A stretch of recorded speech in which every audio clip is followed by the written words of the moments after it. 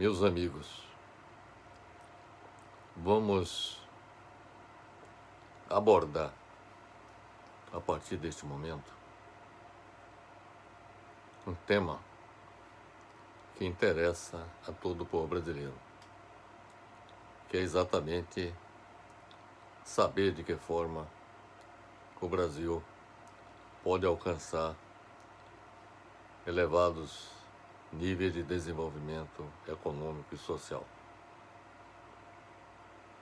O tema que pretendemos tratar neste momento diz respeito aos fatores condicionantes do desenvolvimento econômico e social.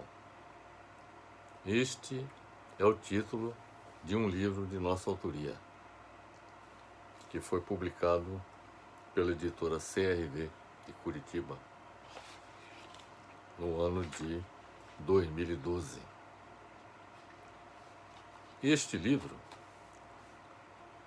nós elaboramos a partir de dados que obtivemos em pesquisas que realizamos quando do nosso doutorado em Planejamento Territorial e Desenvolvimento Regional pela Universidade de Barcelona.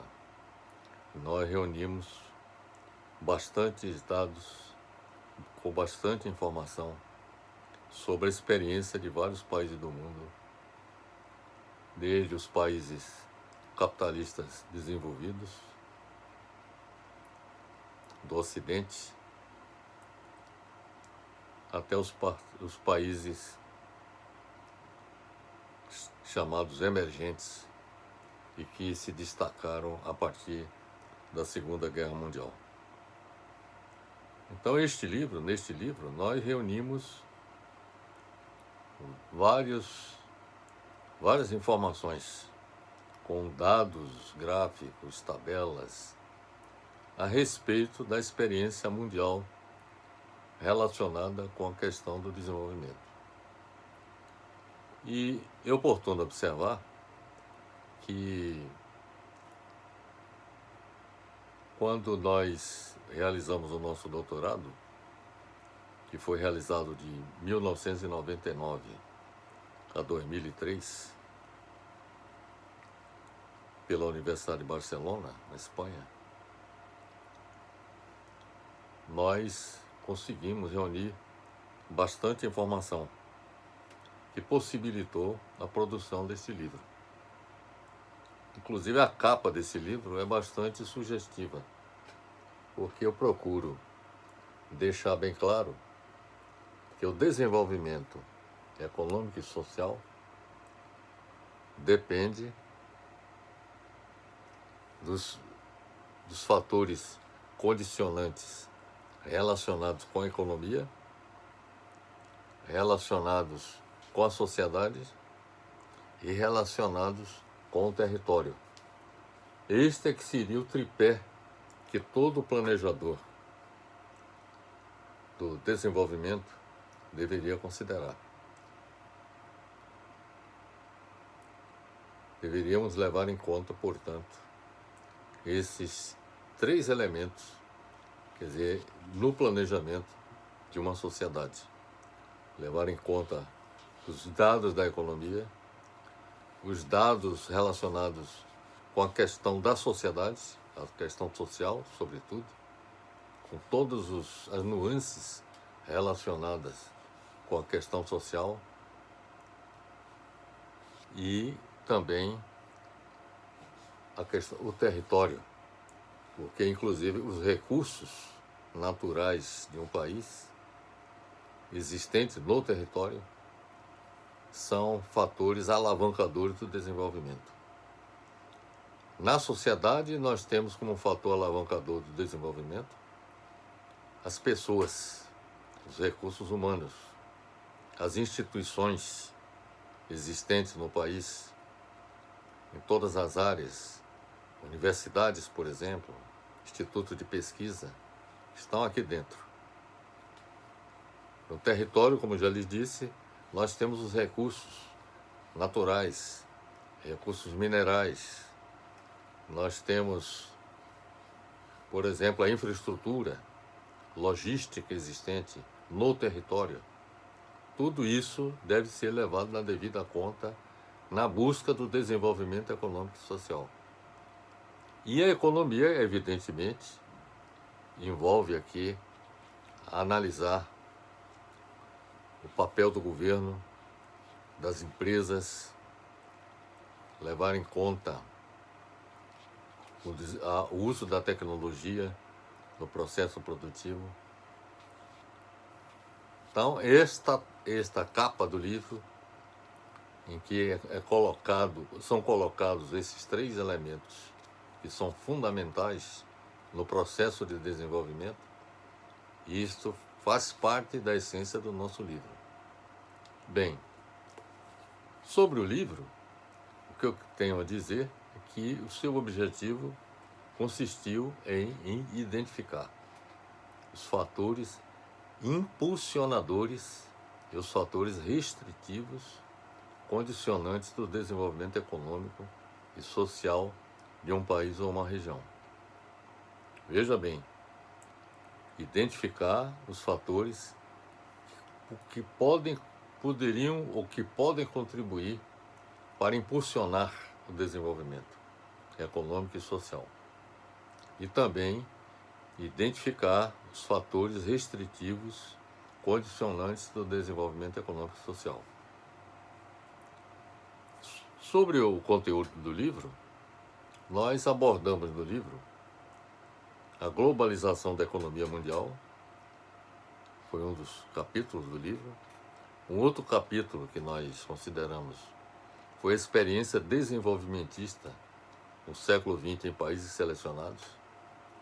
Selecionamos o Japão, a Itália, a Coreia do Sul, Taiwan e China, que foram os países que apresentaram excepcional desempenho econômico a partir da segunda metade do século XX. Analisamos também, como um capítulo especial, a evolução da economia brasileira. Desde o século XVI, quando o país foi colonizado por Portugal, até o século XX. E, no final, apresentamos as conclusões. Porque a partir da análise da globalização da economia mundial, quando analisamos o papel desempenhado pelos países capitalistas mais avançados, mais desenvolvidos, como os países capitalistas mais avançados da Europa Ocidental, como é o caso da Inglaterra, da França, da Alemanha, os países que foram os países, a Suíça também analisamos, os países escandinavos também chegamos a analisar. Então, analisamos o processo de globalização, como ele se fez desde o século XVI, que o processo de globalização não se iniciou no século XX, como muitas pessoas imaginam que aconteceu. Na realidade, o processo de globalização é um fenômeno que tem mais de 500 anos. Então, como eu lhe disse, analisamos como os países desenvolvidos promoveram seu desenvolvimento. Identificamos quais foram os fatores impulsionadores e os fatores restritivos que contribuíram para que alguns países desenvolvidos, os países avançados, evoluíssem mais do que outros. Quais foram as variáveis ou quais foram os fatores que fizeram com que alguns países evoluíssem mais do que outros. Analisamos a experiência desenvolvimentista em países selecionados, como Japão, Itália, Coreia do Sul, Taiwan e China. E analisamos também, identificamos quais foram os fatores que possibilitaram esses países alavancar seu processo de desenvolvimento. A economia brasileira também analisamos quais foram os fatores que impulsionaram o desenvolvimento do país, mas também os fatores restritivos, que são muitos e que ainda perduram até hoje no país e que precisam ser eliminados a fim de que o país possa evoluir rumo ao progresso econômico, político e social. Nas conclusões sobre os fatores impulsionadores e restritivos ao desenvolvimento econômico e social, nós tivemos a oportunidade também de analisar essa questão dos fatores aplicável também ao caso do Estado da Bahia, com seus condicionantes de desenvolvimento. O caso do Estado da Bahia foi colocado como apêndice ao livro.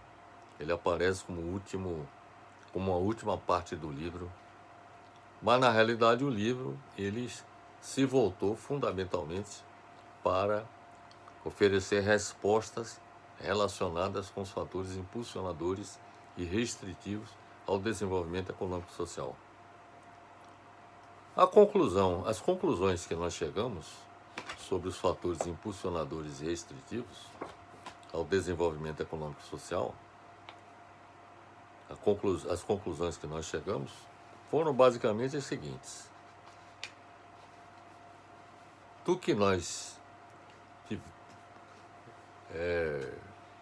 analisamos, seja do processo de globalização da economia mundial, seja da experiência desenvolvimentista no século XX, em países selecionados, e também levando em conta a evolução da economia brasileira do século XVI ao século XX, nós chegamos à conclusão de que os fatores impulsionadores do desenvolvimento econômico e social ocorrido em vários países são os seguintes. Primeiro, o papel do Estado. O segundo, o papel dos investidores privados. Terceiro, o processo de acumulação do capital. Quarto, o progresso técnico e da organização da produção. Quinto, o processo de industrialização. Sexto, os fatores de produção existentes e o tamanho do mercado interno. E sétimo, o papel da sociedade civil. Então, esses foram os fatores que nós consideramos como impulsionadores do desenvolvimento econômico e social. Do ponto de vista do papel do Estado, nós consideramos que o papel do Estado foi muito importante, teve um papel decisivo no desenvolvimento econômico e social das nações.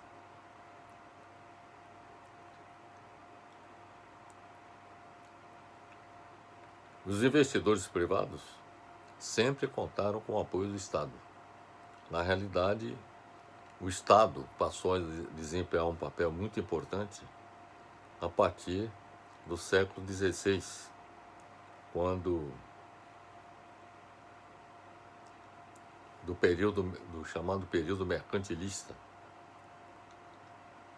quando as grandes navegações foram desencadeadas por Portugal e Espanha, e esses empreendimentos contaram com o decisivo apoio do Estado, ou seja, dos governos da Espanha e de Portugal. E claro que também contou com a participação de investidores privados. E sabe que, por exemplo, o financiamento desses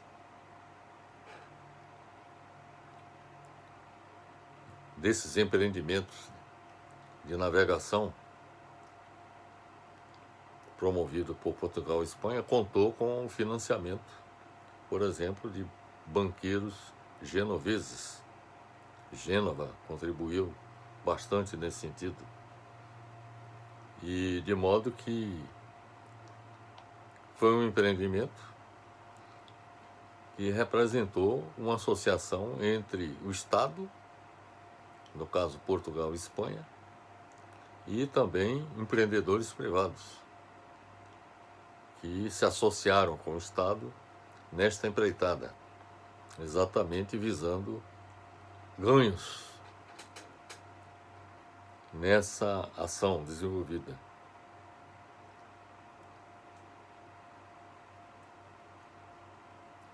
O papel desempenhado pelo Estado no desenvolvimento de vários países está evidenciado, sobretudo, na experiência desenvolvimentista a partir do século XX, no Japão, na Itália, na Coreia do Sul, em Taiwan e na China. Quer dizer, os governos desses países foram os grandes protagonistas do processo de desenvolvimento, com o planejamento das atividades, não só dando apoio, não só planejando o processo de desenvolvimento, como também dando suporte, apoio financeiro, inclusive aos investidores privados, aos empreendedores privados, para que eles participassem do processo.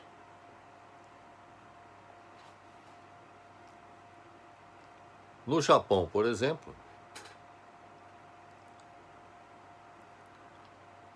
o projeto nacionalista do Estado desenvolvimentista, implementado pela burocracia estatal do Japão, em nome da nação, orientou e coordenou a ação das empresas japonesas organizadas em rede, ajudando-as com políticas de comércio, tecnologia e crédito, para competirem com sucesso na economia mundial,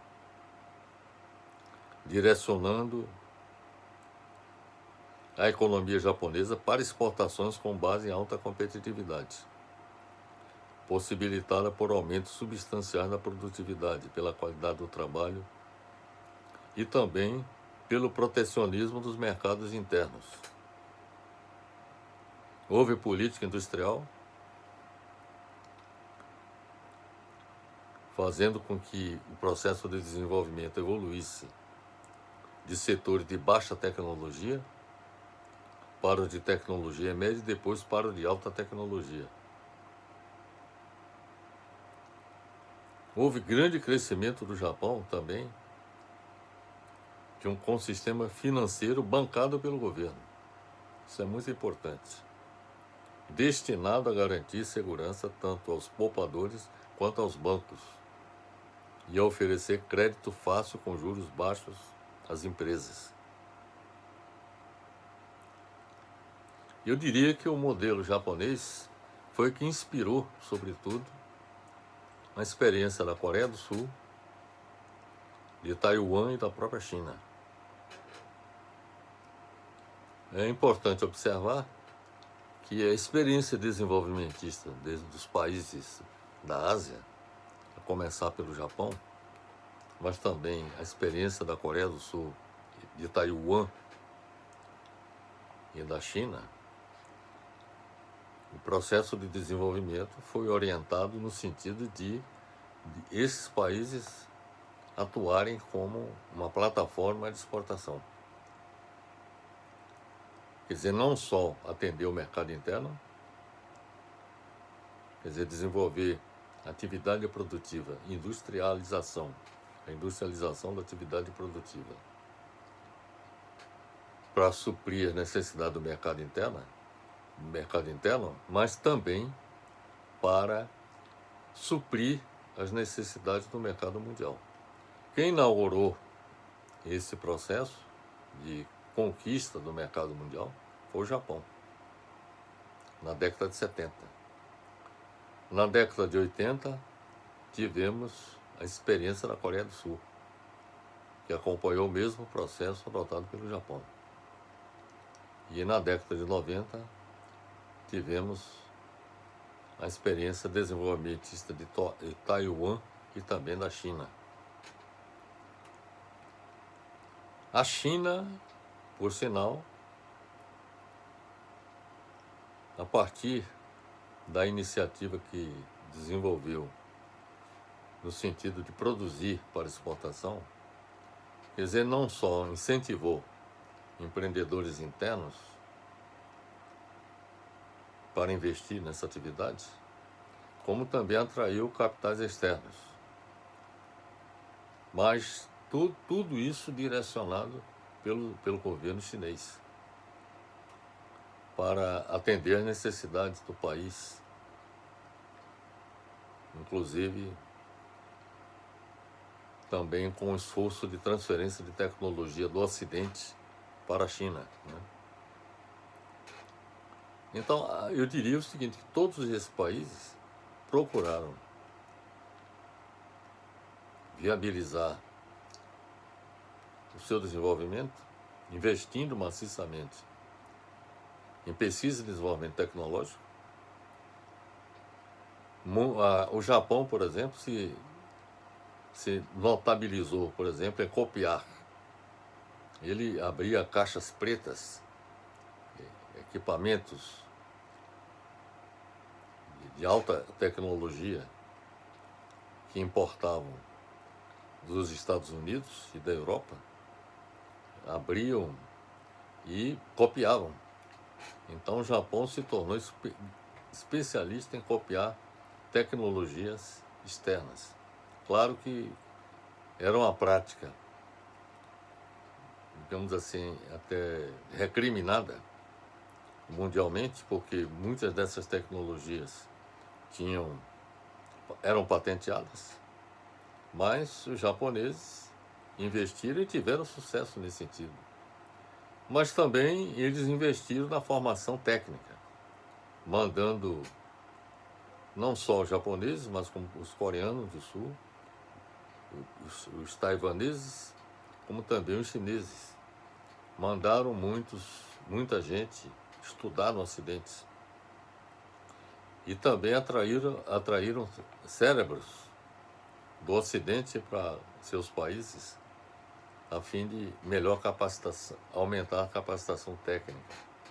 E esta foi uma das razões do sucesso que esses países alcançaram na promoção do seu desenvolvimento. A Coreia do Sul também criou uma economia moderna.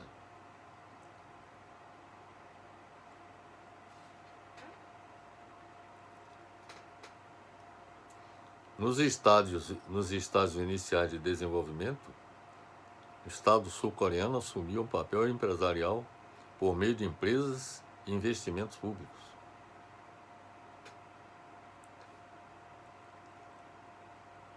Quer dizer, dado o limitado poder de compra do mercado interno da Coreia do Sul, o governo da Coreia do Sul priorizou a estratégia totalmente voltada para a exportação, com base na indústria.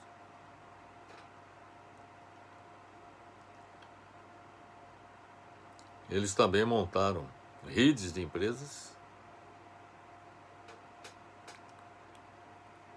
que se estruturaram e atuaram de forma articulada, contando com o apoio do governo, e com isso a Coreia do Sul avançou economicamente.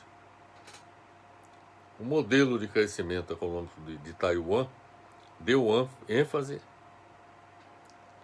à política de substituição de importação. Inicialmente,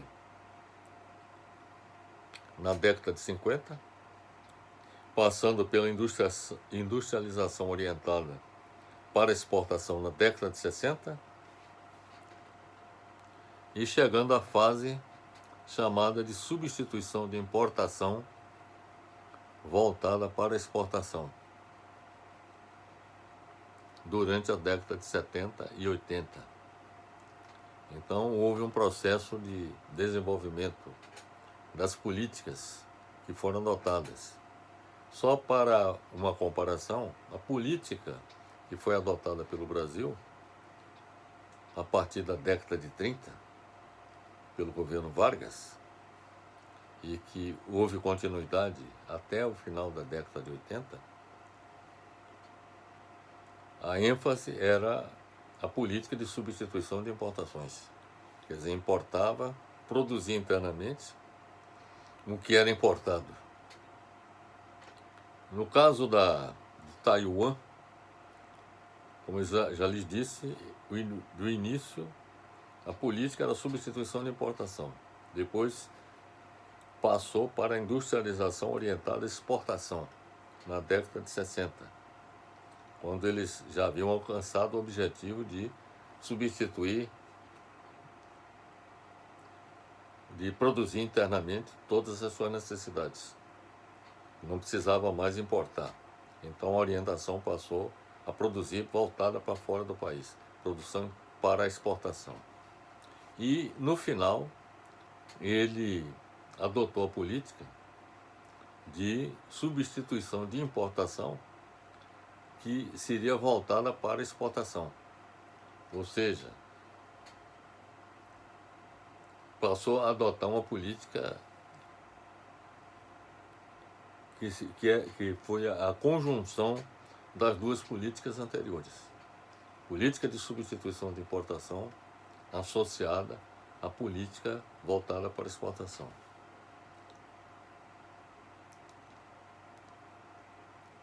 Na China, o processo de desenvolvimento, sob a supervisão do Estado, quer dizer, é claro que há uma diferença fundamental entre a China, Taiwan e o Japão, é que na China há um governo que tem um planejamento centralmente planificado. E isto, em certa medida, facilitou o processo, porque o governo tinha um controle, como ainda tem até hoje o controle das variáveis econômicas envolvidas. Então, em meados dos anos 90, o processo de desenvolvimento, que estava sob a supervisão do Estado Nacional, esse processo se consolidou e manteve relativa estabilidade. Um fator que manteve a China na trajetória do desenvolvimento foi a administração pelo governo do seu ritmo de integração ao comércio internacional.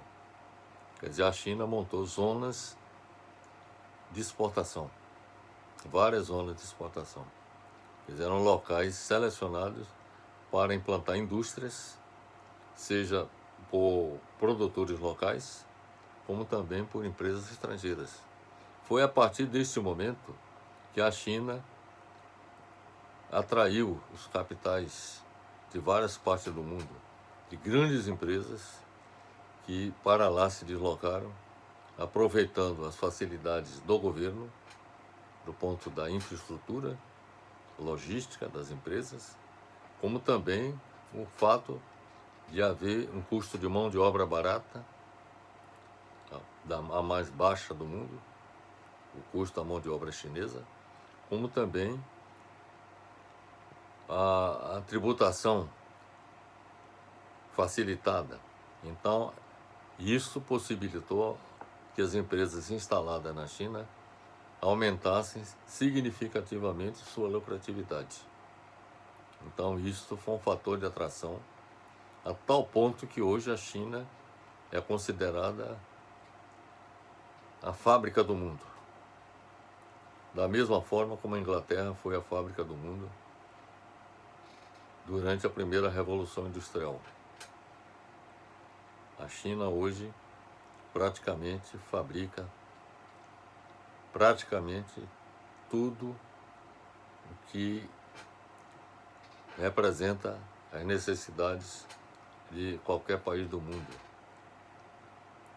de itens desde tecnologias médias até altíssima tecnologia.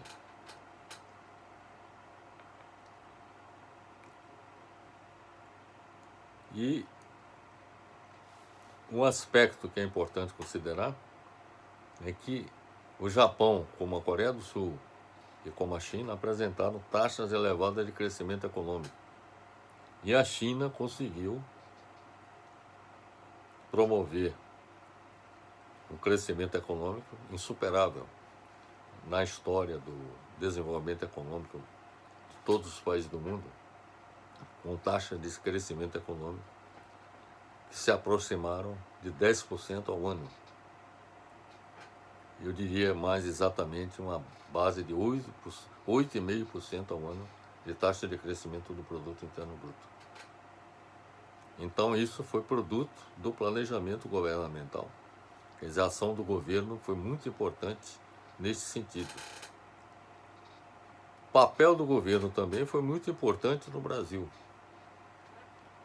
O desenvolvimento econômico nacional, o desenvolvimento econômico alcançado pelo Brasil, a maior taxa de crescimento econômico alcançado pelo Brasil na história, aconteceu exatamente no período em que houve uma participação efetiva do Estado no processo de desenvolvimento. Isso aconteceu de 1930 a 1980, que foi exatamente o período em que o Brasil investiu na industrialização, investiu na implantação da infraestrutura de energia, transportes e comunicações em larga escala, atingindo todo o território nacional.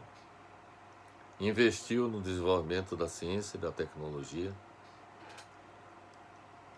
Claro que não no nível que deveria ter sido adotado para que o país conseguisse superar as suas deficiências, que ainda são muito grandes nessa área. Mas houve um esforço desenvolvimentista extraordinário. Foram criadas grandes empresas estatais, como a Petrobras, o BNDES, isso pelo governo Getúlio Vargas, na década de 50, e depois, durante os governos militares, quer dizer, o Parque Industrial Brasileiro adquiriu robustez significativa e houve também descentralização do desenvolvimento, com a implantação de várias indústrias em várias partes do país.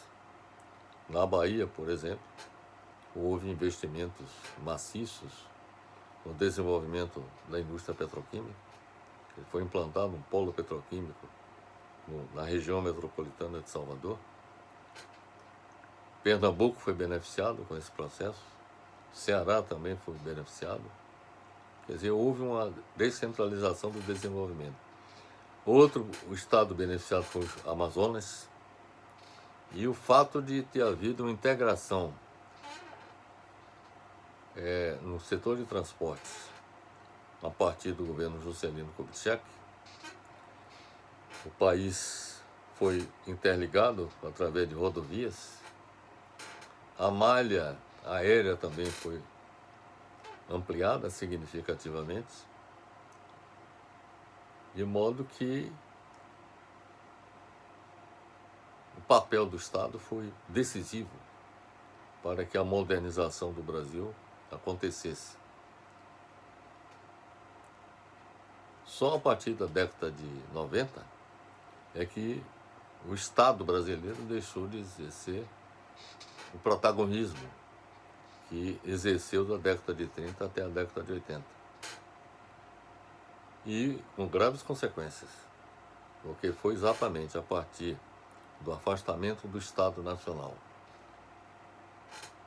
do protagonismo no processo de desenvolvimento, é que o país passou a apresentar desempenhos econômicos medíocres, como o que estamos percebendo nesse momento no país. Bem, então, o primeiro fator que eu estou aqui relatando como fundamental é o papel do Estado. Claro que o papel dos investidores privados foi bastante importante em todos os países que eu há pouco citei, no Japão, na Coreia do Sul, nos países capitalistas centrais, como Estados Unidos, Inglaterra, França, Alemanha.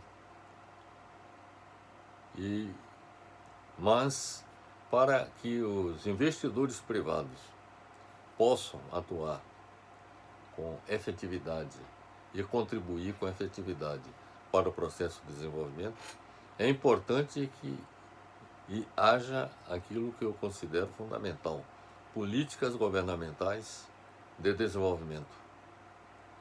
É necessário que haja política industrial, por exemplo, a fim de que haja um direcionamento, estabelecendo as prioridades a serem dadas para o processo de desenvolvimento industrial. E que o governo atue com efetividade no campo da infraestrutura. Então, os investidores privados exerceram um papel muito importante no processo de desenvolvimento. Então, é o segundo fator impulsionador do desenvolvimento econômico e social. Além do Estado, o investidor privado, né? E a China, por exemplo, alcançou elevado nível de desenvolvimento, não apenas porque o governo investiu com políticas de desenvolvimento, ou porque colaborou criando facilidades fiscais e de infraestrutura logística para as empresas se instalarem lá na China. Mas os investidores privados, não apenas os locais, mas também os investidores estrangeiros, foram responsáveis também pelo sucesso que a China está alcançando economicamente em todo o mundo. O terceiro fator impulsionador do desenvolvimento é o progresso técnico e da organização da produção. Quando falamos em progresso técnico, falamos especificamente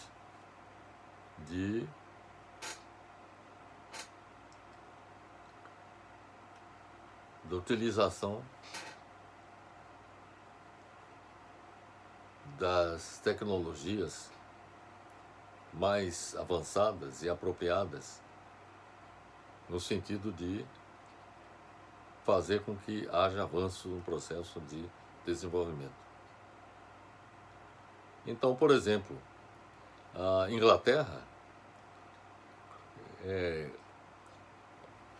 alavancou seu desenvolvimento a partir da primeira Revolução Industrial, em 1760. E o progresso técnico foi um fator fundamental. Quer dizer, a invenção da máquina a vapor,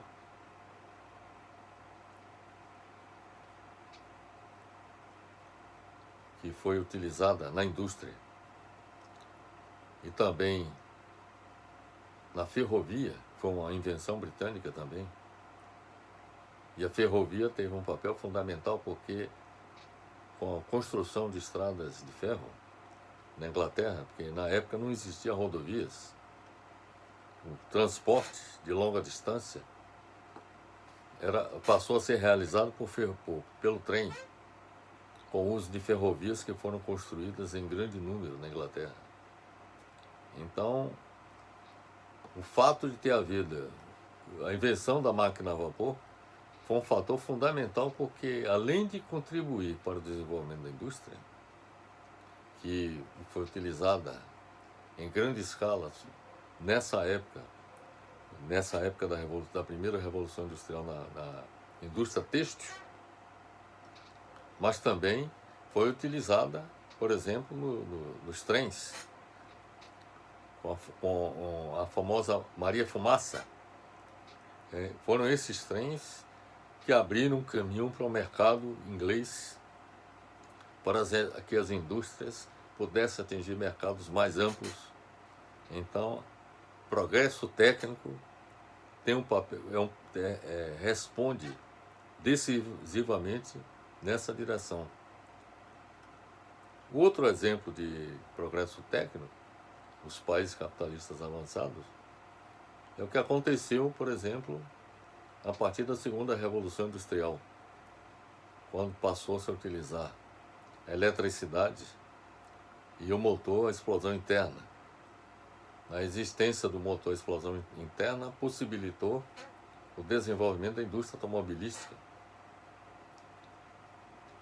E mais tarde, o motor de combustão interna contribuiu para que avanços relacionados com desenvolvimento do transporte de carga através de caminhões acontecessem. E com isso, muitas mercadorias que passaram a ser produzidas naquela época foram transportadas também por caminhões através de rodovias. Além também da ferrovia, que, aproveitando do que já havia sido desenvolvido na Inglaterra, também as ferrovias foram sendo introduzidas em vários países capitalistas avançados. E esse progresso técnico foi decisivo para o desenvolvimento econômico e social de países como Estados Unidos, como a França, a Alemanha, que se desenvolveram posteriormente ao desenvolvimento da Inglaterra. Um ponto que é importante observar é que a eletricidade, o surgimento da eletricidade e a utilização da eletricidade em larga escala nas cidades passou a ser fator fundamental do desenvolvimento da indústria. Sem eletricidade, não é possível o desenvolvimento da indústria, como também não é possível que as cidades floresçam. Quer dizer, as cidades não funcionam sem eletricidade, como a indústria não funciona sem eletricidade.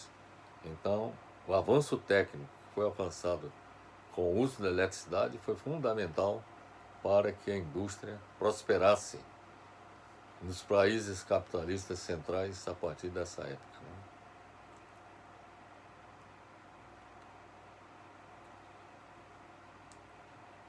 O trem, o barco a vapor, encurtaram as distâncias. O telégrafo também foi uma outra grande invenção. Em seguida, o telefone e, mais recentemente, a internet. Aproximaram os continentes e os interesses ainda mais. Todos esses países que nós selecionamos e que tiveram extraordinário desenvolvimento a partir da Segunda Guerra Mundial, a partir da segunda metade do século XX, como o Japão, a Itália, a Coreia do Sul, Taiwan, China, esses países também investiram maciçamente em pesquisa e desenvolvimento, e enfoque em indústria avançada. Houve sustentado esforço para o desenvolvimento tecnológico, com programas para aquisição de tecnologia e inovação tecnológica patrocinados pelo governo. Veja aí o papel do governo, inclusive associado às empresas. As empresas japonesas estão organizadas em redes. Então eu lhes falei que o terceiro fator foi o progresso técnico e também a organização da produção. Então, primeira experiência, digamos assim, extraordinariamente vitoriosa de organização da produção foi o sistema fordista de produção, que passou a existir desde a segunda Revolução Industrial, no início do século XX, nos Estados Unidos. Porque os automóveis passaram a ser produzidos em série, quer dizer, a produção em massa, graças ao sistema fordista, que foi um avanço na gestão da produção. Um outro avanço que houve na gestão da produção foi o uso do taylorismo, exatamente a partir da segunda Revolução Industrial, quando foram feitos estudos de tempos e movimentos que possibilitaram a padronização das atividades dos trabalhadores, sobretudo na indústria. Uma outra experiência também de gestão da produção é o caso do sistema Toyota de produção, que foi adotado com sucesso no Japão. Esse sistema Toyota de produção, diferentemente do sistema fordista, ele é um sistema que passou a adotar o chamado just in time, ou seja, a produção não para estoque, como era o caso do sistema fordista, que produzia para estoque e, na medida em que a demanda daqueles itens acontecesse, haveria uma redução do estoque e a produção continuaria sempre alimentando o estoque. Então, era aquele período em que os automóveis ficavam estacionados nas áreas da fábrica, à espera de que eles fossem levados para o mercado para serem vendidos. Já o sistema Toyota é diferente. A produção seria realizada a partir da demanda. Quer dizer, não haveria produção, haveria só a produção para um pequeno estoque, mas não para uma grande quantidade de itens a serem estocadas, como ocorria com base no sistema fordista de produção. Porque esse sistema fordista, que foi adotado inicialmente na fabricação de automóveis, passou a ser utilizado na fabricação em geral de qualquer item de produção industrial, seja de eletrodomésticos, produção de geladeiras, produção de cabos elétricos, tudo era fabricado para estoque dentro do sistema fordista. Já no sistema Toyota de produção, haveria a produção de um pequeno estoque, mas a produção só seria efetivamente acionada a partir da existência de um pedido, de uma demanda efetiva, e aí a produção era acionada para atender aquela demanda. Bem, a Itália também foi um país que, a partir da Segunda Guerra Mundial, desenvolveu uma experiência muito bem sucedida, inclusive com uma experiência muito vitoriosa, porque foi lá e foram formados os primeiros distritos industriais, e que serviu de base para que muitos outros países do mundo, inclusive o Brasil, passassem a implantar esses distritos industriais. Os distritos industriais são, digamos assim, locais selecionados. Geralmente o governo selecionava determinados locais onde seria implantada uma indústria. Então, por exemplo, nós poderíamos considerar que na Bahia, o Centro Industrial de Aratu foi um distrito industrial, onde várias indústrias foram instaladas no local. Da mesma maneira que o polo petroquímico. Claro que há uma diferença entre o Centro Industrial de Aratu e o polo petroquímico, porque no polo petroquímico era um conjunto de empresas integradas na produção de produtos químicos. Já no caso do Centro Industrial de Aratu, eram indústrias isoladas dentro do distrito industrial. Todos esses países investiram maciçamente no progresso técnico, com a formação de recursos humanos em grande volume. Mas um fator que eu diria se tornou um fator dominante para todos aqueles que se esforçaram no processo de desenvolvimento foi o quarto item, que é a industrialização. A industrialização passou a ser considerado como vital, como decisivo para que qualquer país, pudesse promover o seu desenvolvimento econômico e social. Quem inaugurou a industrialização foi a Inglaterra, com a primeira Revolução Industrial. Depois, os outros países, como Estados Unidos, Alemanha, França, etc., também fizeram a partir do século XIX e século XX também. E mais tarde, outros países também tomaram a iniciativa de promover a industrialização, como já lhes falei, o Japão, a Coreia do Sul, a Itália, Taiwan e a China também. E o Brasil também adotou o mesmo procedimento, a partir de 1930, a partir do primeiro governo de Getúlio Vargas. E esse processo de industrialização continuou até a década de 80, o crescimento da industrialização do país. E na década de 80, a contribuição da indústria, que foi crescente da década de 30 até 80, atingiu na década de 80 35% do produto interno bruto.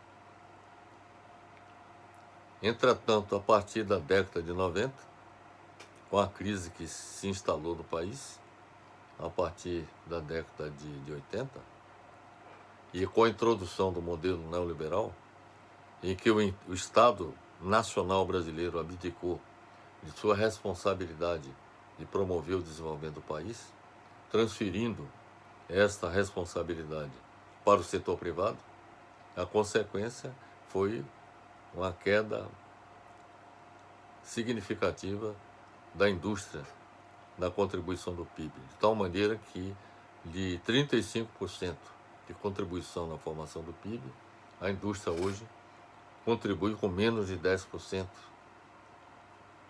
na formação do PIB brasileiro. Houve um processo de desindustrialização. Mas o fator que contribuiu decisivamente para o processo de desindustrialização foi a abertura da economia brasileira às importações. E o fato de produtos importados, sobretudo da China, de mais baixo custo, contribuiu para que muitas indústrias fechassem suas portas no Brasil. E muitas delas que aqui se encontravam perceberam que a solução seria, quando não fechar as portas, transferir suas instalações para a China. E esse fenômeno aconteceu em todo o mundo, inclusive nos Estados Unidos, a tal ponto que a área industrial de Detroit, nos Estados Unidos, que se caracterizou pela fabricação de automóveis, simplesmente se transformou numa cidade fantasma, porque grande parte, quase que toda a indústria instalada em Detroit se transferiu para a China. De modo que a industrialização, repito, foi um processo que sempre foi considerado o caminho através do qual os países alavancariam seu desenvolvimento econômico e social. Porque começou na Inglaterra, passou pelos países capitalistas avançados e evoluiu para os países periféricos, como era o caso do Japão, da Itália, da Coreia do Sul, Taiwan e da China, após a Segunda Guerra Mundial. Essa experiência da industrialização, é claro que não só para a industrialização acontecer, como também para que o progresso técnico e a organização da produção, que foi o terceiro fator que eu considerei, não é isso? E é claro que fatores de produção, como por exemplo recursos humanos, recursos de conhecimento, recursos físicos, infraestrutura econômica e social e capital, eram fundamentais para dar sustentação a esse processo. Quer dizer, o progresso técnico e da gestão da produção e o processo de industrialização não se sustenta se você não tem mão de obra qualificada, se você não tem universidades, centros de pesquisa, se você não dispõe da infraestrutura de portos, aeroportos, energia, comunicações, e se não tiver também infraestrutura social que garanta educação de qualidade para a população, saúde também de qualidade para a população, saneamento básico, habitação. Quer dizer, em suma, é preciso que haja um esforço bastante grande em várias áreas para que o esforço que seja desenvolvido visando a industrialização de um país e que o progresso técnico e de gestão da produção aconteça, é necessário que haja investimentos maciços nessa área, com a promoção do desenvolvimento dos chamados fatores de produção. E também é muito importante que haja o desenvolvimento do mercado interno, porque é importante que no país haja uma população que tenha a capacidade de adquirir os produtos que sejam fabricados, que sejam produzidos, seja por todos os setores produtivos do país, seja pela agricultura como pela indústria. É necessário que a população tenha uma capacidade aquisitiva suficiente para poder adquirir esses itens e utilizá-los na sua vida. Um dos fatores limitantes do desenvolvimento do Brasil é o mercado interno, exatamente porque grande parte da população brasileira não dispunha de capacidade financeira necessária para usufruir dos bens e serviços produzidos pela indústria e também pela agricultura. De modo que isso é um trabalho que não pode ser tratado sem a intervenção do governo.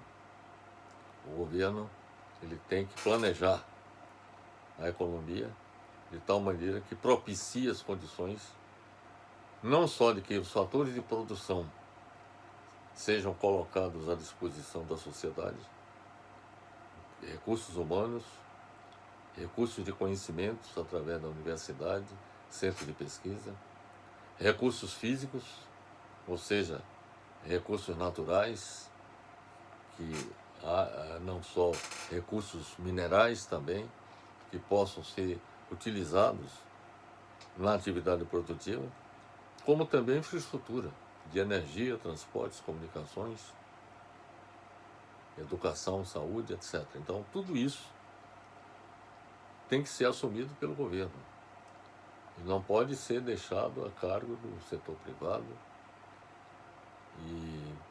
e o governo não intervir nesse processo, como foi o que aconteceu a partir da década de 90, com a introdução do modelo neoliberal. De modo que o fato do mercado interno no Brasil não ter se desenvolvido na plenitude é que fez com que a ênfase das atividades, não só da indústria, mas também da agricultura, particularmente do agronegócio, esteja voltada em grande medida para a colocação no mercado externo. O fato de o país produzir em grande volume para o mercado externo, isso cria uma vulnerabilidade muito grande, porque na ocorrência de problemas que aconteçam no mercado internacional, de retração da atividade econômica no mercado internacional, isso afetaria a atividade produtiva internamente no país. De modo que é importante o desenvolvimento do mercado interno, como no processo de planejamento da economia, para que o foco da atividade produtiva seja voltado para o mercado interno. E que ao produzir excedentes, esses excedentes sejam colocados no mercado exterior. Essa é uma forma de evitar vulnerabilidades como a que está acontecendo no momento no Brasil, que praticamente depende, sobretudo, do mercado chinês para a colocação dos seus produtos primários de exportação.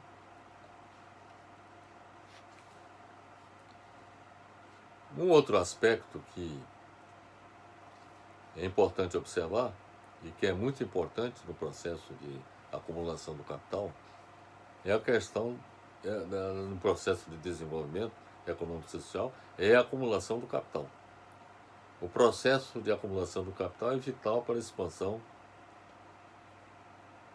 econômica e para o desenvolvimento econômico e social. A questão da acumulação de capital está associada à geração de poupança. E os países asiáticos, a começar pelo Japão, Coreia do Sul, Taiwan e China, sem se falar nos demais países da Ásia, e eles têm uma preocupação muito grande no sentido de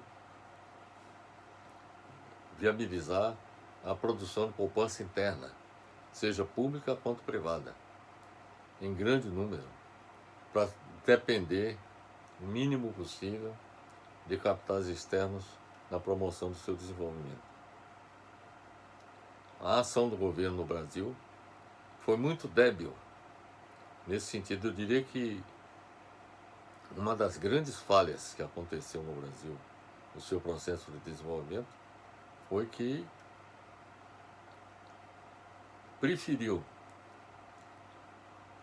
se apoiar em capitais externos, seja de financiamento, ou seja, o país se endividando para captar os recursos na promoção do seu desenvolvimento, captação junto a bancos, como também atrair capitais de investimento direto do exterior para se instalar no país, simplesmente porque a poupança interna, quer dizer, a disponibilidade de capitais para investimento no país, seja público como privado, sempre foi insuficiente para alavancar o desenvolvimento nacional.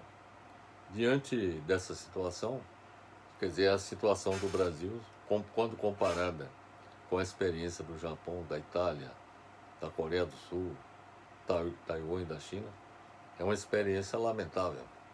Só para vocês terem uma ideia, enquanto que, por exemplo, a China, ela apresenta uma poupança, uma taxa de investimento agregada que alcança 40% do PIB, ou seja, uma poupança de 40% do PIB. Quer dizer, o Brasil é da ordem de 17%. Quando, inclusive, um outro aspecto que é importante considerar é que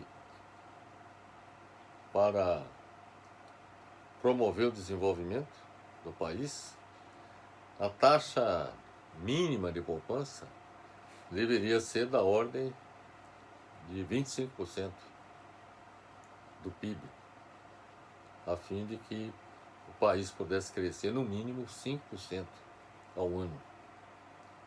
Esse é um cálculo que já foi feito e que o fato do país apresentar baixíssimas taxas de poupança, ou seja, e de investimento, isto contribui para que o país apresente medíocres taxas de crescimento econômico, vem apresentando taxas medíocres de crescimento desde a década de 90 até hoje. De modo que qualquer planejamento que seja feito no Brasil deveria enfatizar, primeiro, a importância do papel do Estado no processo de planejamento da economia. Segundo, a importância do investidor privado nacional de participar do processo, como fizeram os japoneses, taiwaneses e chineses. Terceiro lugar, promover a elevação da poupança interna, com a adoção de vários mecanismos que todo economista sabe quais são os mecanismos que possibilitariam fazer com que as pessoas privilegiem a poupança ao invés do consumo, porque existe um confronto entre poupar e consumir. Então, para a pessoa preferir poupar, é necessário que ofereça taxas atrativas de poupança para que a pessoa prefira investir na poupança do que no consumo. De modo que, repito, é necessário que haja um aumento significativo da poupança interna para que o país não precise depender de capitais externos e de financiamento externo na promoção do seu desenvolvimento. Um outro ponto importante a considerar é que, digamos, nós deveríamos promover o progresso técnico e da organização da produção, Para isso, nós deveríamos envolver uma efetiva participação da universidade e do centro de pesquisa do país dentro de um plano de desenvolvimento científico e tecnológico que possibilite romper com a dependência tecnológica, científica e tecnológica que o país apresenta, tem havido uma regressão gigantesca nesse segmento. O Brasil é cada vez mais dependente científica e tecnologicamente, graças à pouca atenção que o governo tem dado a essa área de ciência e tecnologia. Um outro aspecto que é importante observar, além desses fatores, o papel do Estado, do investidor privado, da acumulação de capital, do progresso técnico e de gestão da produção e da industrialização, que nós falamos há pouco. Falamos também da importância dos fatores de produção e de desenvolvimento do mercado interno. É importante que esses dois itens sejam levados na devida conta. O Brasil está bastante fragilizado nessas áreas, de modo que a fragilidade é quase que total, frágil no papel do Estado no processo de desenvolvimento, é frágil na participação do investidor privado brasileiro no processo de desenvolvimento. Hoje o Brasil está à mercê do capital externo. Terceiro, é baixíssima a poupança interna e, com isso, o processo de acumulação de capital é ridiculamente baixo. Nós precisamos também de promover o progresso técnico e de gestão da produção com o fortalecimento das universidades e do centro de pesquisa, e isso não está acontecendo, e também o desenvolvimento dos recursos humanos, da infraestrutura econômica e social no país, e o desenvolvimento do mercado interno com o aumento da capacidade de compra, do poder de compra do povo brasileiro, dos itens que sejam produzidos dentro do país. Agora, um aspecto que também é o último item, como fator impulsionador do desenvolvimento, é o papel da sociedade civil. Quer dizer, nos países capitalistas centrais, a organização da classe operária e seu fortalecimento na Europa e Estados Unidos contribuíram decisivamente para que o processo de desenvolvimento acontecesse. Apesar de muitos governantes entenderem que os sindicatos dos trabalhadores exercem um papel repulsivo, vamos dizer assim, do capital, na realidade eles lutam pela melhoria das suas condições de trabalho. Quer dizer, é necessário que as condições de trabalho dos trabalhadores sejam cada vez mais propiciadas, como aconteceu, por exemplo, na Europa, porque na Europa houve avanços significativos nessa área. Os trabalhadores obtiveram muitos ganhos, inclusive uma das características da Europa Ocidental, mais do que nos Estados Unidos, é o chamado estado de bem-estar social, que praticamente dominou toda a Europa Ocidental a partir da Segunda Guerra Mundial, e essa visão de estado de bem-estar social propiciou as condições no sentido de aumentar a seguridade do trabalho dos trabalhadores. Os trabalhadores passaram a ter rendas maiores. Quer dizer, é importante observar que quanto mais os trabalhadores oferem rendas maiores, mais capacidade de compra de itens produzidos por toda a atividade produtiva aumenta. Então, não é só um benefício, não apenas o trabalhador ganha com isso, mas também a própria indústria, a própria agricultura ganha na medida em que haja um aumento do poder de compra da classe trabalhadora. Então, esse foi um fator importante que na Europa, sobretudo na Europa, teve um papel fundamental no desenvolvimento econômico e social. O Fordismo promoveu a inclusão social da imensa maioria de operários nos Estados Unidos. Foi um fator também importante. Ford percebeu que era importante que os trabalhadores passassem a ganhar mais salários para que eles pudessem adquirir o automóvel que a própria Ford estava produzindo. Ele percebeu que ele ganharia também na medida que os trabalhadores ganhassem mais de salário. Então, o Fordismo promoveu a inclusão social. As concessões feitas pelo capital em relação ao trabalho, sobretudo na Europa Ocidental, com a constituição do Estado de Bem-Estar Social, resultaram em grande medida na necessidade de expandir o mercado consumidor e, consequentemente, na produção em massa fordista, mas também do imperativo de refrear ou disciplinar as lutas políticas. Quer dizer, uma forma de refrear ou disciplinar as lutas políticas comandadas pelos sindicatos é alimentar, criar as condições para que os trabalhadores tenham um rendimento do trabalho cada vez maior.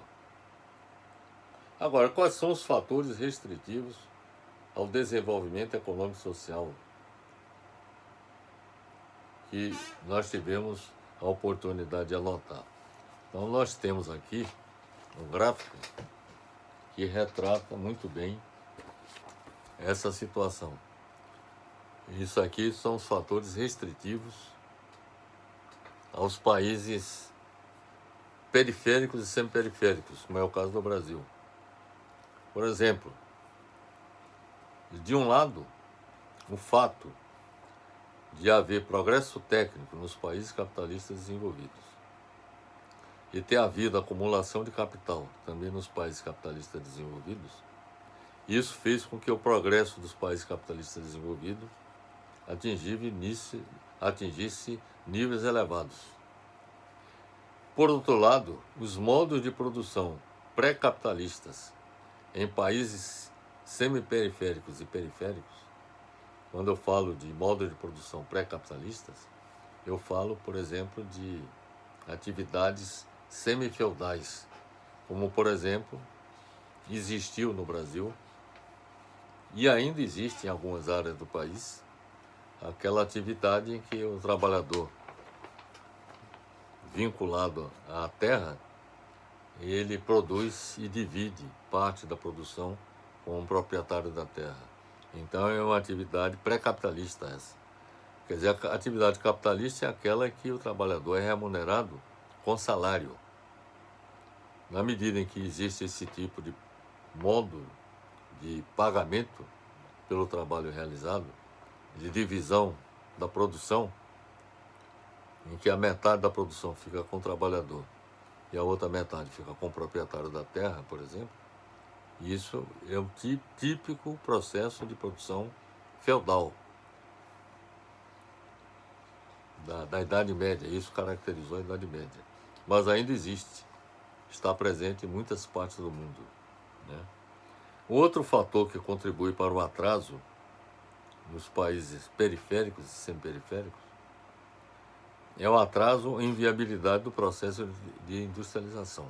Por exemplo, o Brasil teve um atraso de 200 anos da industrialização em relação à primeira revolução industrial na Inglaterra. A industrialização no Brasil só ocorreu com efetividade a partir de 1930, durante o governo Getúlio Vargas. Um outro fator que contribui para o atraso econômico dos países periféricos e semiperiféricos foi a ação colonialista e imperialista das grandes potências capitalistas.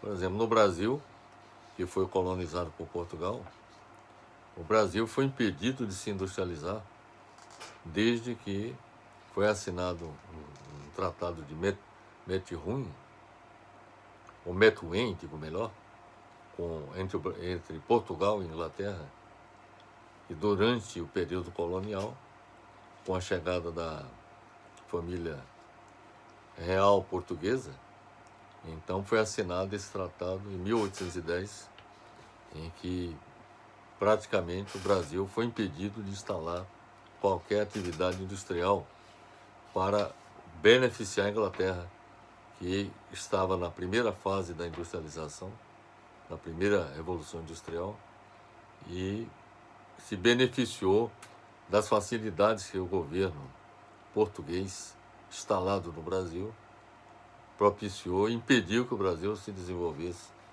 sua indústria. Outro fator é que a colonização portuguesa promoveu atraso na instalação de universidades no Brasil. O Brasil foi o último país da América a instalar universidades. Só no século XVIII, enquanto que os países da América Espanhola tiveram universidades instaladas desde 1500, quando os espanhóis se instalaram em várias partes da América. Então, esse atraso econômico dos países periféricos e semiperiféricos, todo esse conjunto de problemas que eu citei, evidentemente contribuiu para que no confronto com os países desenvolvidos houvesse as disparidades que todos nós conhecemos. Um outro aspecto que é importante considerar são os fatores restritivos ao desenvolvimento social no mundo. Por exemplo, a maximização das horas de trabalho. Quer dizer, quanto mais as pessoas trabalhavam, ou as pessoas trabalham nos seus locais de trabalho, e sem aumento de salário, e isso aconteceu em várias partes do mundo, esse tipo de prática, né, de maximização das horas de trabalho, a utilização da mão de obra feminina e infantil, que é um fator que contribui para que o valor do salário pago ao trabalhador masculino se reduza, na medida em que você aumenta a oferta de trabalhadores e para uma demanda que não aumenta na mesma proporção, a tendência é o salário se reduzir. Então, uma forma que foi utilizada em muitos países capitalistas para a depreciação do valor do trabalho foi a utilização da mão de obra feminina e infantil. O outro é a substituição dos trabalhadores por máquinas. E na era contemporânea é um fato que está assumindo grande preocupação pelo fato de que há a possibilidade que até meados do século XXI, máquinas inteligentes, máquinas até mais inteligentes do que o ser humano, sejam utilizadas na atividade produtiva. E com o uso dessas máquinas, haveria, digamos assim, a dispensa de muitos trabalhadores, não apenas trabalhadores não qualificados, mas também trabalhadores qualificados que seriam dispensados pelo fato de essas máquinas inteligentes representarem um custo mais baixo para os industriais e para os empregadores. Um outro fator é a redução do valor do trabalho com a existência do exército industrial de reserva. Por exemplo, quanto maior o número de desempregados, menor é o valor do trabalho a ser pago aos trabalhadores. Então esse é um fenômeno que está acontecendo em todo o mundo. Essa situação se agravou com a pandemia do novo coronavírus. E no Brasil, a situação hoje, a quantidade de pessoas subutilizadas no Brasil, muitas pessoas que deixaram de procurar trabalho, corresponde a 14 milhões de trabalhadores que deixaram de procurar trabalho simplesmente por desalento. Somando esses 14 milhões de desempregados que desistiram de procurar trabalho, com os 13 milhões de desempregados que continuam à procura de trabalho e não acham, nós temos 27 milhões de trabalhadores no Brasil subutilizados. Na realidade, a taxa de desemprego é da ordem de 27 milhões de trabalhadores no Brasil.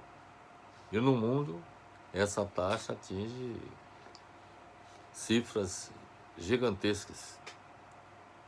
E, de acordo com a Organização Internacional do Trabalho.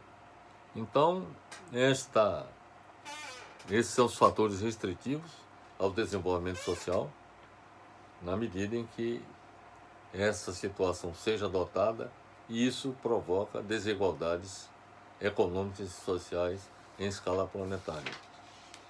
Um aspecto que nós até mostramos, que está na capa do nosso livro, é essa figura aqui, em que nós ressaltamos o papel da economia, da sociedade e do território. O território deve ser entendido como recursos físicos, recursos naturais e infraestrutura, logística, de energia, transportes, comunicações. E além de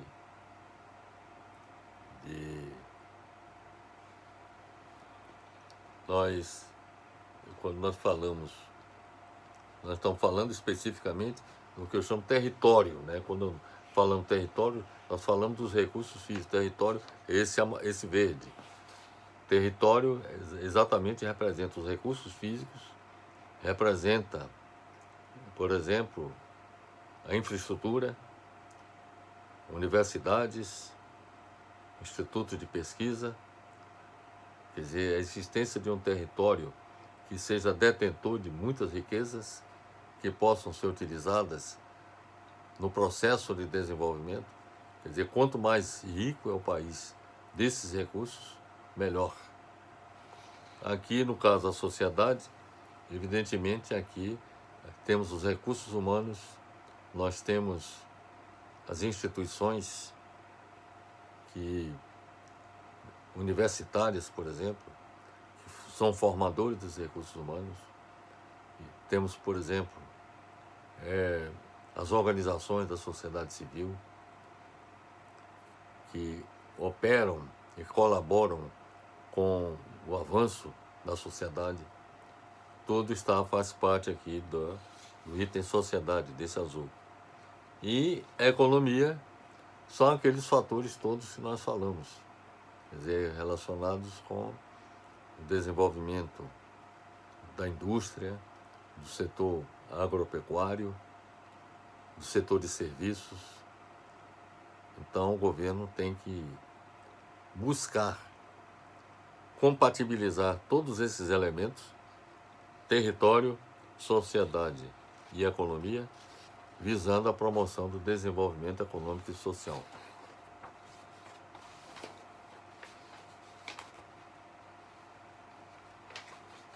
Os fatores impulsionadores do desenvolvimento do plano da economia,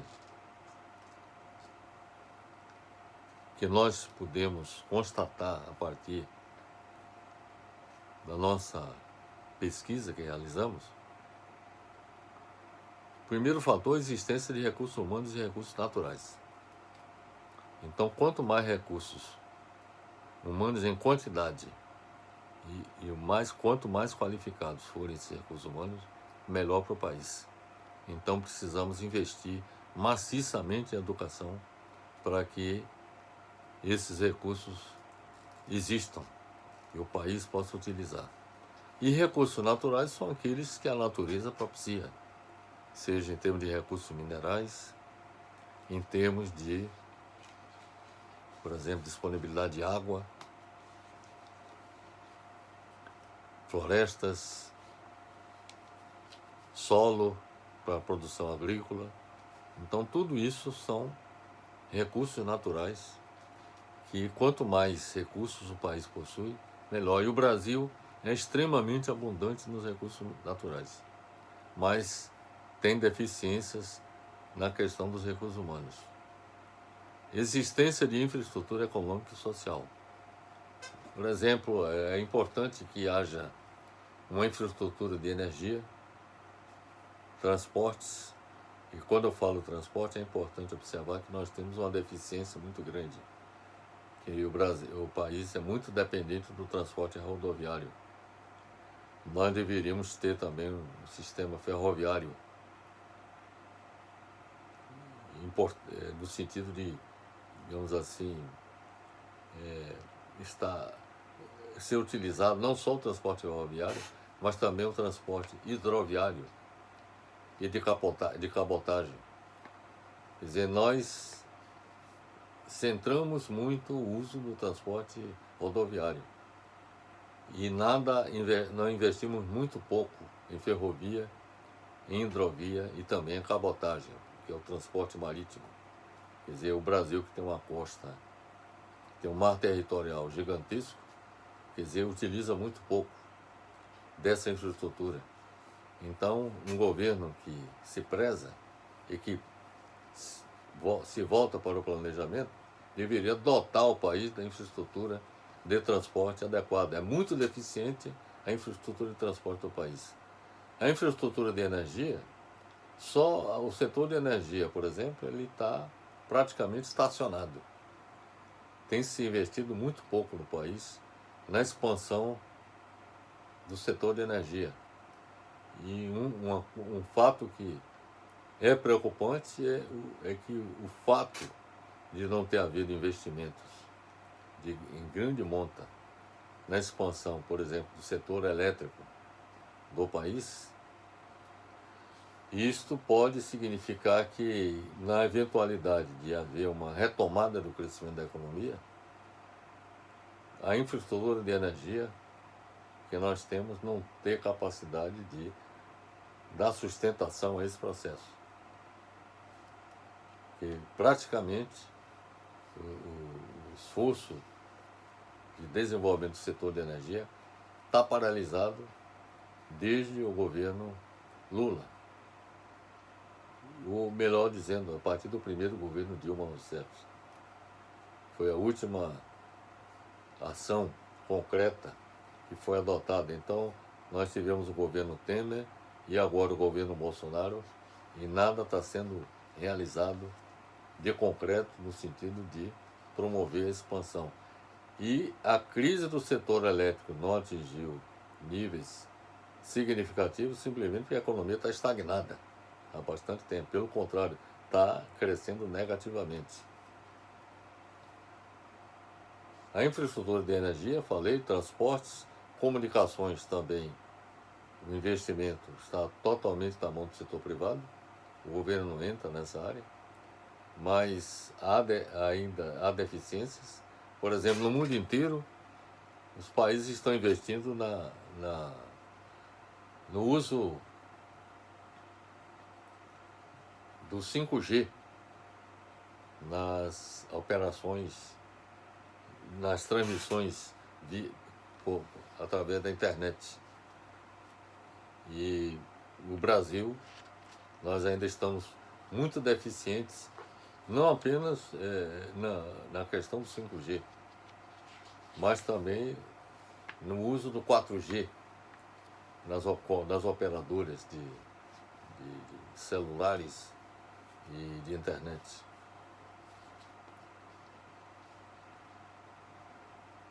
E a infraestrutura social é lamentável, tremendamente sucateada, tanto o setor de educação, setor de saúde.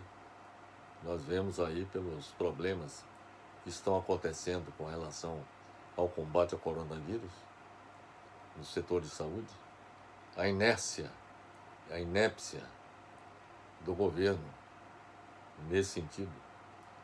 Pouco tem feito no sentido de desenvolvimento do setor de saúde. Agora há uma tentativa de investir com a participação do setor privado no desenvolvimento do setor de saneamento, que 50% da população brasileira não se utiliza da rede de esgoto.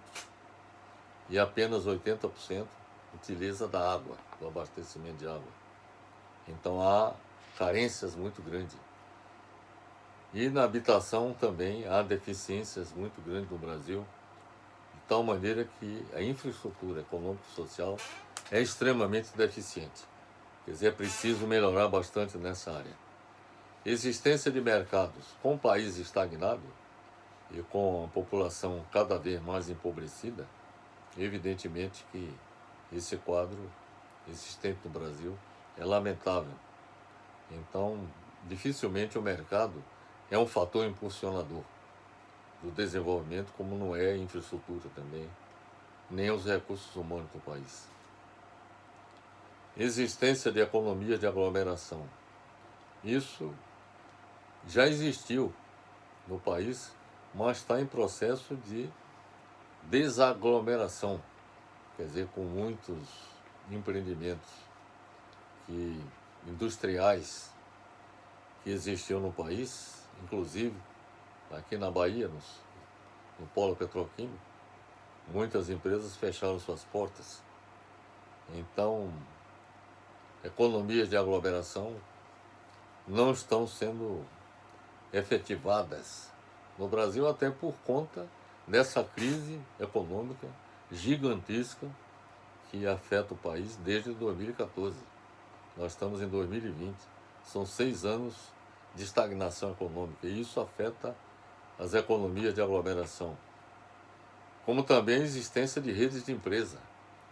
Não há como prosperar a rede de empresas num ambiente em que a estagnação existe.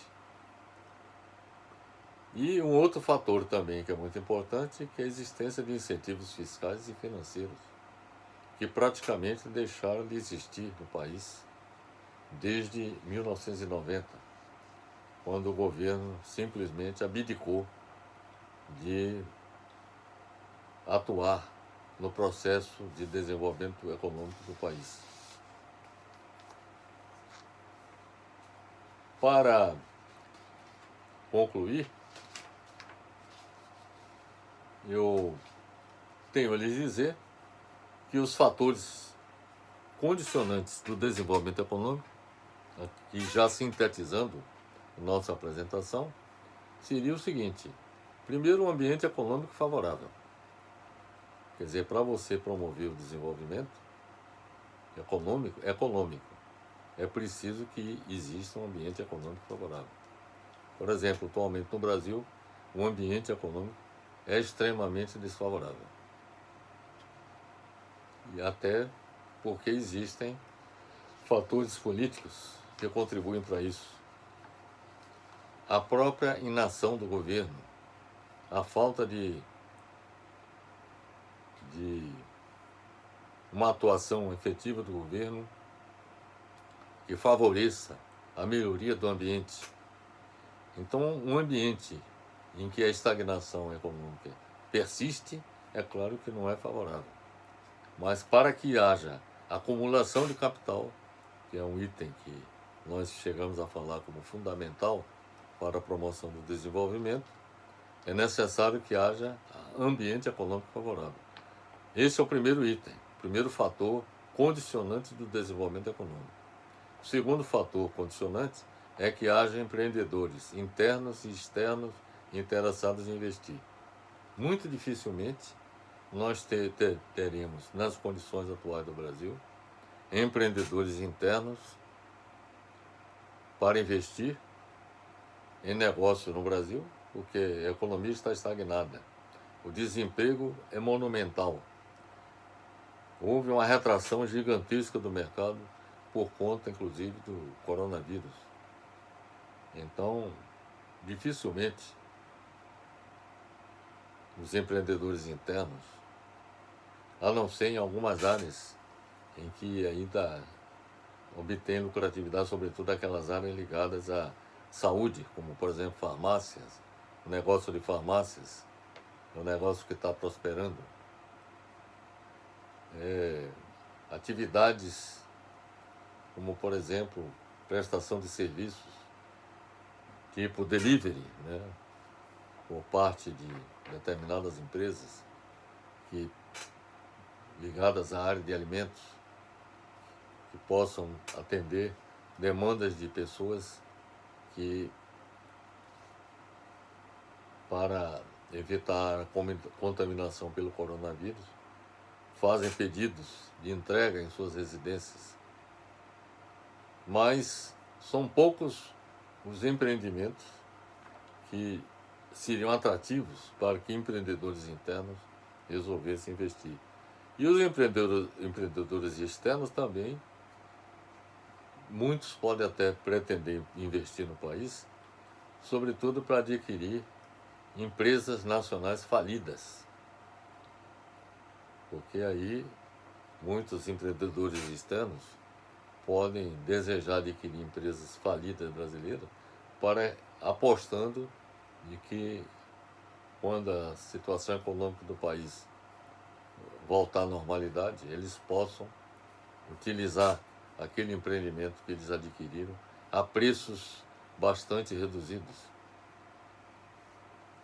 Mas o investidor externo se retraiu também para investir no Brasil, até porque o ambiente econômico do país não é favorável. E outro terceiro fator condicionante do desenvolvimento econômico são políticas governamentais desenvolvimentistas que não existem. E esse fato é um fato que não existe desde 1990, quando foi introduzido o modelo econômico neoliberal e que foi adotada a política de não intervenção do Estado na atividade econômica.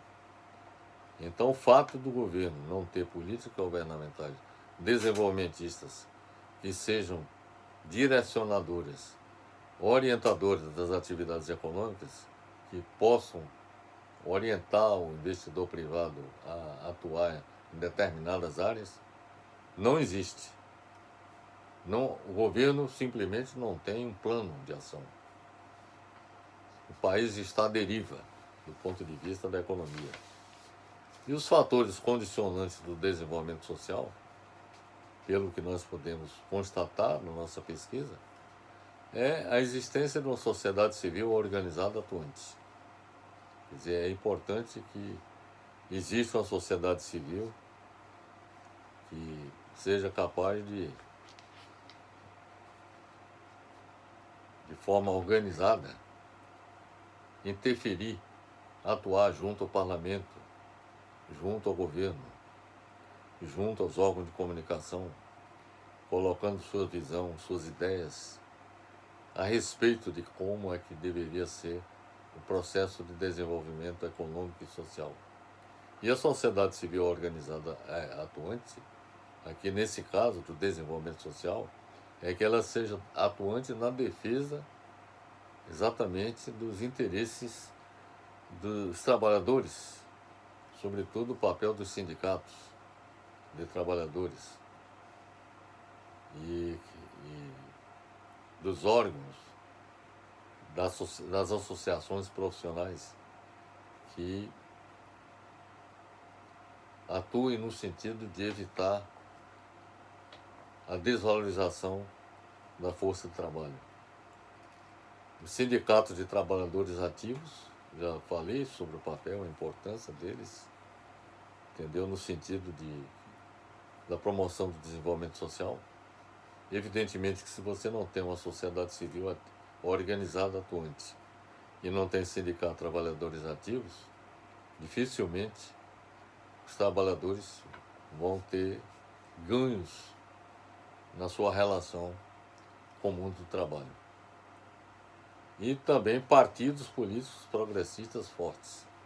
É necessário também que hajam partidos políticos que estejam preocupados com o desenvolvimento social e que, inclusive, através de leis, através da ação legislativa, propiciem melhoria das condições de trabalho e que impeça que absurdos, como, por exemplo, a reforma trabalhista, que foi aprovada durante o governo Temer, e a reforma da Previdência, que foi aprovada durante o governo Bolsonaro, sejam aprovados.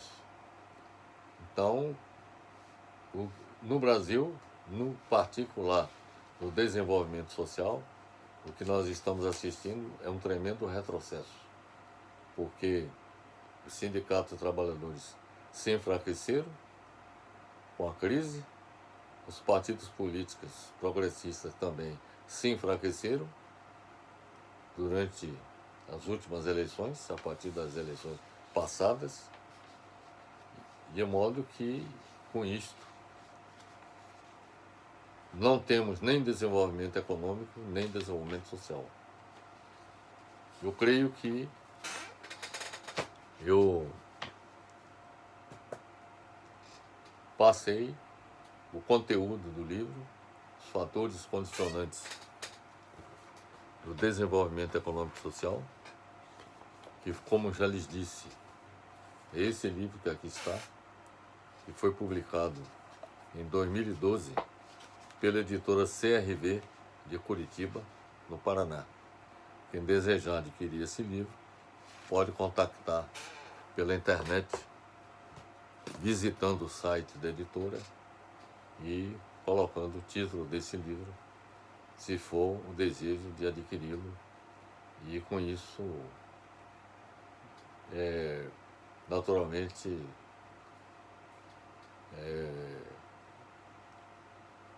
tomarem um conhecimento mais aprofundado com a leitura desse livro, de cada um desses pontos que nós chegamos a colocar aqui nessa nossa intervenção. De modo que, com isto, concluo nossa apresentação deste livro, esperando que tenha sido bastante esclarecedor quanto aos fatores condicionantes do desenvolvimento econômico e social, e que no futuro o Brasil possa promover o seu desenvolvimento levando em conta esses fatores. Só para fechar nossa colocação, o que eu quero dizer é o seguinte: de todas as experiências desenvolvimentistas que eu pude observar, pelo menos do ponto de vista não apenas do desenvolvimento econômico, mas sobretudo do desenvolvimento social e também do desenvolvimento político, do ponto de vista da prática democrática, mas a experiência desenvolvimentista dos países da Escandinávia, como é o caso da Suécia, da Dinamarca, da Noruega, da Finlândia e da Islândia, são países que, de acordo com a ONU, são os países que apresentaram nos últimos anos o maior progresso econômico e social entre todos os países do mundo.